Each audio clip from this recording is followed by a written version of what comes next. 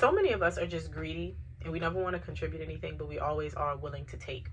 I saw this video that somewhat I agreed with it, but then I also was like, I can kind of see the other side of it. It was a really good video. A young lady said, why does everything have to be you learn how to do something or you're teaching people to do something, but you charge them for it?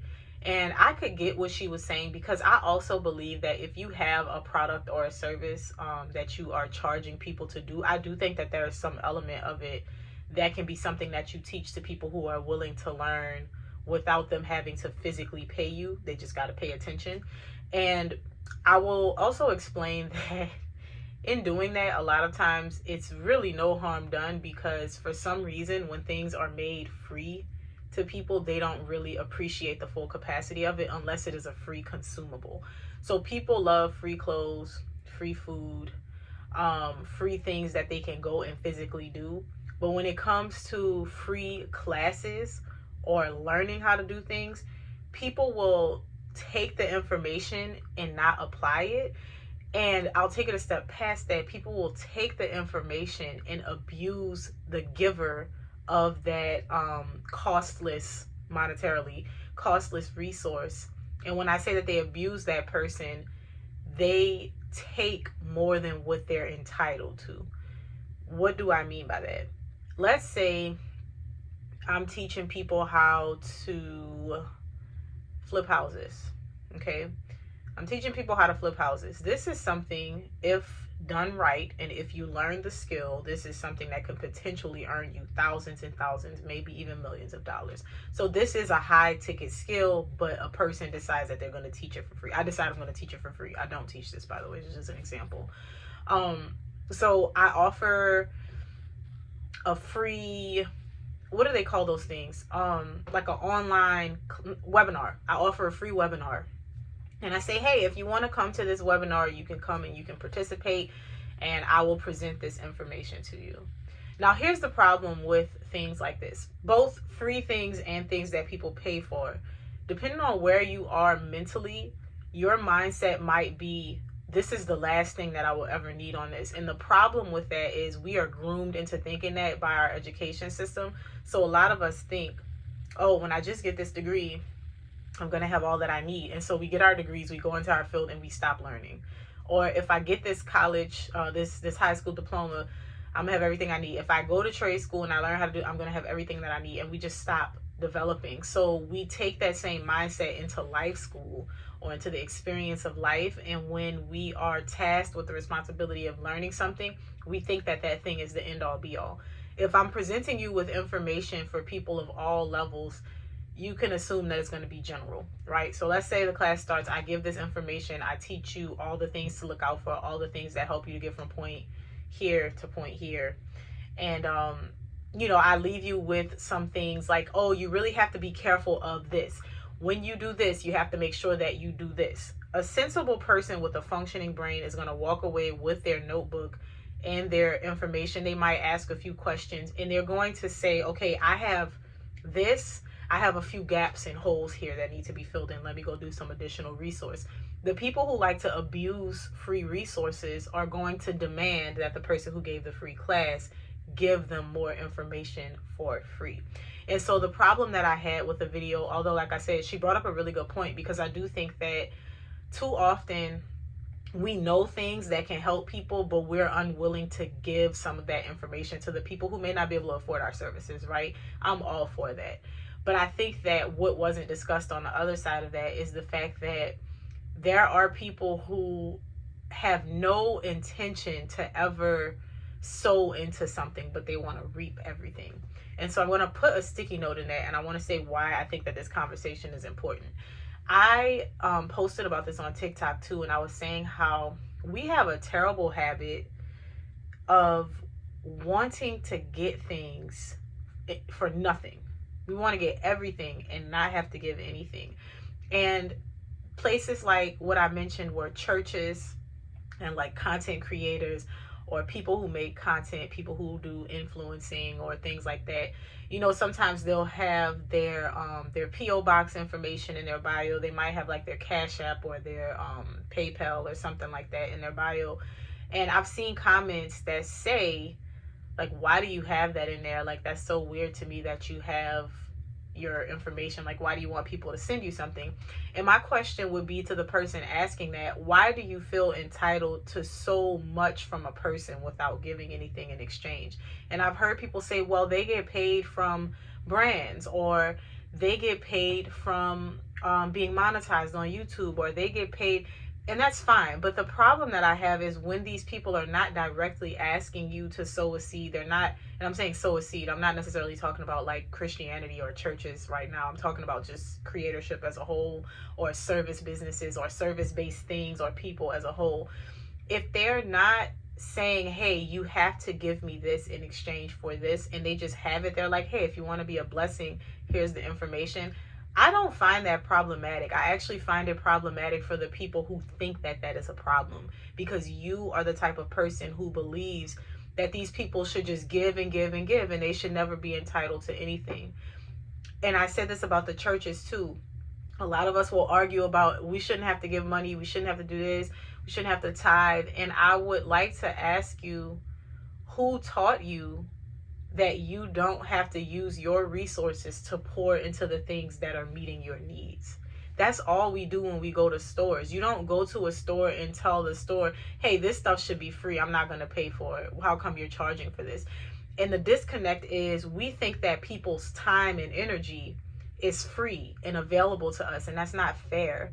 It's not. And the reason that we think like this, and we feel like we're so entitled to everything that everybody has and they should just give it to me, is because we think like that. We think that people's time, like, we only look at money and physical goods as something that we should have to pay close attention to, and we should have to be like, oh, okay, there should be an exchange there. But if somebody is teaching you a skill, you feel entitled to their time. You feel like they shouldn't charge you for it. But that's the thing, they're charging because they have the value and the ability to get you there. And if somebody's offering something to you for free, you take what it is that they have for free. You can ask questions, you can lean into all of the things that they have for free if you need to, but you cannot also expect for them to give you like one-on-one personal time, extra information that wasn't included in that free thing. And you can't expect them to give you everything for free, because like I said, the internet is a vast resource for anyone who wants to use it. Something that comes to mind with this, there's a book that I'm reading. It's called How to Buy Land When You're Broke. And now I got this book on TikTok Shop because I saw the guy who actually wrote the book, and I love his story. I love what he's doing. I love what him and his family represent. And I was like, I'm just buy the book from him. I didn't look to see if it was somewhere else. I just knew he was the author, so I got the book. The book is $30. And so typically when I like read books and stuff on TikTok, even if it's not a sponsored book or something that I got from somewhere, if it's from the library, whatever, I read from the book and I like say my thoughts out loud. And something that was so disturbing was the comments that came in that were like, I can't believe he's charging $30 for this. There's a free PDF. Why is he charging for it? And if there is a free PDF, which I still have not looked up, go get the PDF. He probably created it, and maybe somebody either made the PDF after they paid for his book, or he himself made the PDF. But that doesn't take away from the fact that he's the original author. And comments like that, the reason that I say they stand out to me and they're quite disturbing is because, again, it is people wanting the world and not having to pay for it. And I'm gonna tell you, as a person who has that book, he probably could have charged a little bit more for it, because even though it is not something that is going to be a comprehensive guide for me to get everything that I need to do that process, it is very, very good for a person who has zero experience, because that book is pulling together resources that I did not know existed. It's helping me to think about things that I had not even considered on this journey. And it potentially is helping me to save thousands of dollars and a lot of energy and effort on things that I already know, oh, I shouldn't do that, because he warned me about it in the book. And so my reason in bringing that up is because I also think that sometimes people think that they're more qualified users than they actually are for a product. So let's say, let me go back to the example of flipping houses. Let's say you have no information about that. You don't have money to get into flipping houses. You're just collecting information. You will be a person, because you have never done anything, because you have not worked at it, because you have no experience with that, you're going to want to like information collect and take in a bunch of stuff and waste the time of the person with all of your questions that you're not even ready to execute. And so I also think that that's the difference. The people who see the value in these things and go and do it is because they have intention of using it. I always find that, like, even the people that say, oh, well, why is he charging that much for it? That tells me you're not really ready to do that. Because if you're about to go buy land and build a farm, even if it is like he's marketing to people that don't have a whole lot of money, the book is called How to Buy Land When You're Broke and Build a Family Farm. But if you're complaining about a $30 resource that's going to make it easier for you, and I'm not saying that the book is for everybody. If you don't want it, you don't want it. But to complain about a resource that is $30, do you also complain about the realtor who takes percentages off of a house that you buy? Do you also complain about the auto salesman who gets a commission off of the car that you're about to drive off the lot? And this is what I mean, where it's like the people, and I'm not saying that realtors and salesmen don't actually do anything to help you, but I'm like, they're selling you something just like the person who's teaching you how to flip houses. Why is it that you see more value in the person selling you the house, selling you the car, than the person who is teaching you how to do something? Why do we see more value in the salesman and the realtor versus the man on the pulpit who is delivering the word of God to you? And now you're like, well, I'm not about to give that church no money because they're just greedy and they're just getting rich. The church don't have bills. They don't have a light bill and a mortgage. They don't have to like have somebody come and cut the grass and keep the premises up. They don't have to pay salary to the people. They don't have to have a fund for their community endeavors when they're out there feeding the homeless and all of these things. And so I think sometimes because we are so entitled, it makes us very selfish, and it also makes us really greedy, and we just want to take from people, and we don't want to pour back into them. We don't want to give things when they are due. And so this is primarily, like I said, this is primarily coming from the thought that there are people who would be outraged that people would sell information or that people would sell their skills in a way that is going to help other people. And I will also say that it is to the fault of the consumer sometimes, because something that I have noticed is that I've been in courses and I've been in environments where things were free, and I've been in environments where things cost money. And I'm going to tell you, I'm less likely to take free resources, because when I pay for courses and when I'm in a free course, I get more out of the experience when I pay for it, in part because there's fewer people in there wasting time. When you have to pay $1,000, $2,000, hundreds of dollars for something, you're going to get in there and you're going to get down to business, and you're not going to be wasting people's time. The free stuff, it's like you got people in there asking crazy questions, things that they could have looked up on their own. They're asking more than what they need to know at that moment. And then you also have to consider that when something is free, it's going to be limited in its capacity because more people want things that are free. And so when I say that it's also at the fault of the consumer, sometimes we don't realize how we exhaust service providers and the people who are giving these services to the point where they start to raise their prices just to not have to deal with annoying tidbits.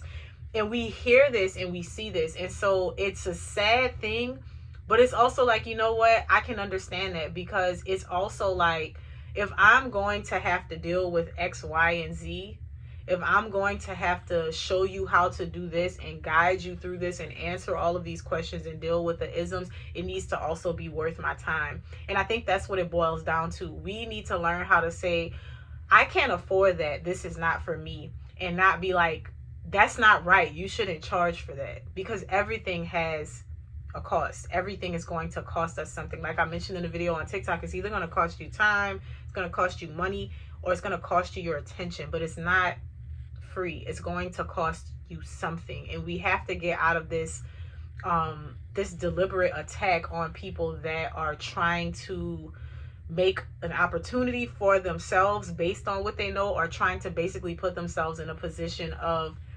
bartering, because that's all it is too. Like, if you have a skill set that other people need, there's nothing wrong with you wanting to sell that to other people. Like I said, I do think that people should have some type of community outreach thing, YouTube, Instagram, something where they're teaching people some things that they can have at their disposal to get started right now, even if they can't afford it. But we are not entitled to everything that a person has in their brain. We are not entitled to everything that a person has learned, because you also have to take into consideration, sometimes people are charging because of all the years. Sometimes people are charging because they spent a significant amount of time learning something, and what you're paying for is not only how to do the thing, but how to surpass all of the obstacles and the things that may have stopped them or the difficulties that they had. I remember one of the first times I took a course for something, that's exactly what I got. I learned how to do the thing that I signed up for, but I also learned how to not do the thing that I signed up for. I learned what to avoid, how to do it quicker, what not to do, what not to waste your money, time, and energy on, what you should outsource. And when I tell you that was something that was so valuable to me, I never looked back and said, oh, I can't believe I paid that much money for it, because it was 100% worth my time and energy. And I think that is the attitude that we need to have. And I think we've all been there where we wanted something that we couldn't have, or we wanted something that we couldn't afford, but we need to stop being so entitled, and we need to be willing to admit that.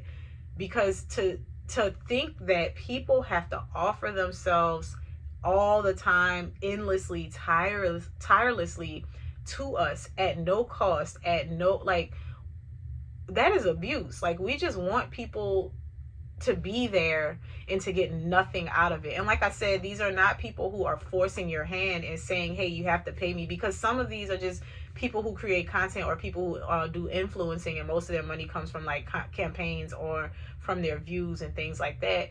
But if those people have something where people who have it on their heart, they want to give to them, who are you to complain about that? Like, who are you to try to tell somebody what they should and shouldn't offer for free? And why are we like that? I think that we need to really self-reflect, and we need to consider the fact that we are becoming more and more entitled.